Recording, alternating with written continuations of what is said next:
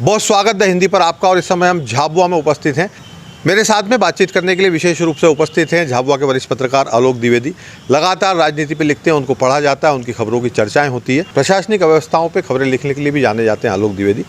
उनसे हम विशेष बातचीत करेंगे। पूरे झाबुआ में इस समय नगरपालिका चुनाव की चर्चा है।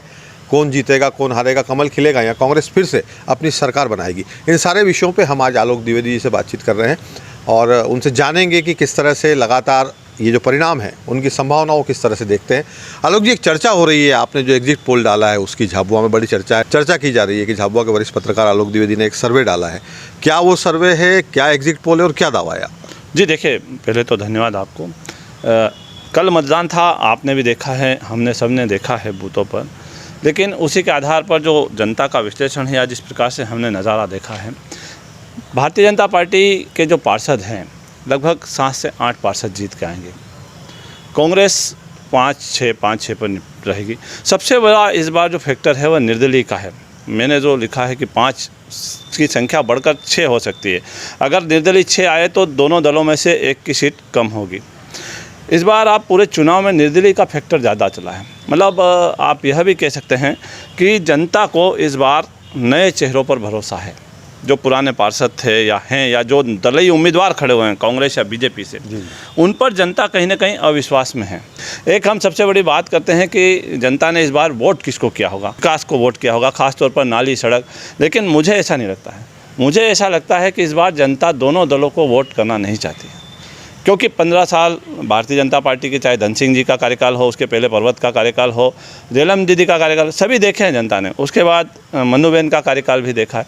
तो जनता इस बार ये चाहती है कि निर्दलीयों को मौका दिया जाए।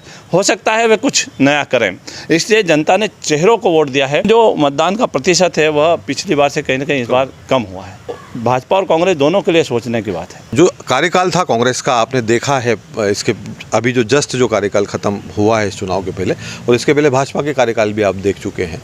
दोनों में क्या लगता है, विकास के मुद्दे पे कैसे देखते हैं दोनों कार्यकाल? देखो मनीष जी, सबसे बड़ी बात तो यह है कि जो धन सिंह जी की परिषद थी उसमें कांग्रेस ने काफ़ी आरोप लगाए थे। उत्कर्ष सड़क पे भ्रष्टाचार हुआ है, वहाँ पे भ्रष्टाचार हुआ है, ये हुआ है। उसकी हम जांच कराएंगे। ये उस समय यूथ कांग्रेस के जो कांग्रेस हैं, विक्रांत भूरिया ने भी दावा किया था, कांतिलाल जी ने दावा। लेकिन जब परिषद बनी कांग्रेस की तो उन पर कोई अमल नहीं हो पाया। और की बार भाजपा ने दावा किया है कि कांग्रेस ने भारी भ्रष्टाचार करा है, ज़मीनें बेची है।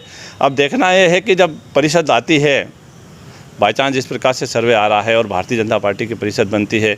अब भारतीय जनता पार्टी जो ब्लेम कर रही थी, तो भारतीय जनता पार्टी के पास सरकार भी थी, शिवराज जी मुख्यमंत्री हैं, उससे भी जांच करवा सकते थे। लेकिन सिर्फ आरोप प्रत्यारोप का दौर चला है।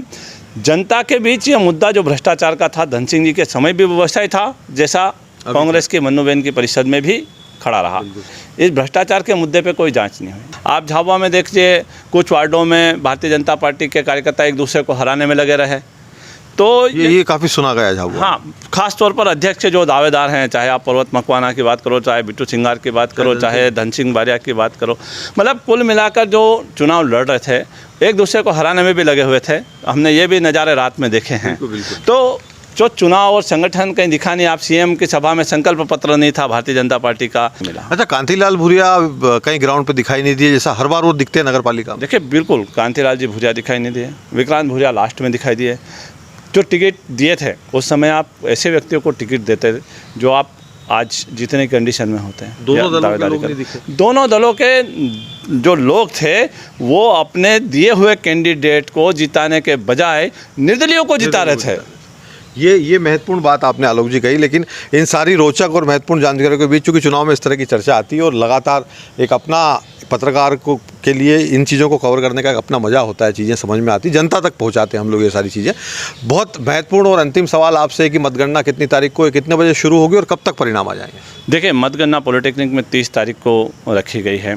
7 बजे से बता रहे हैं, लेकिन जैसा हम अक्सर देखते हैं 1-1.5 घंटा ईवीएम को लाने में, उसको खोलने में।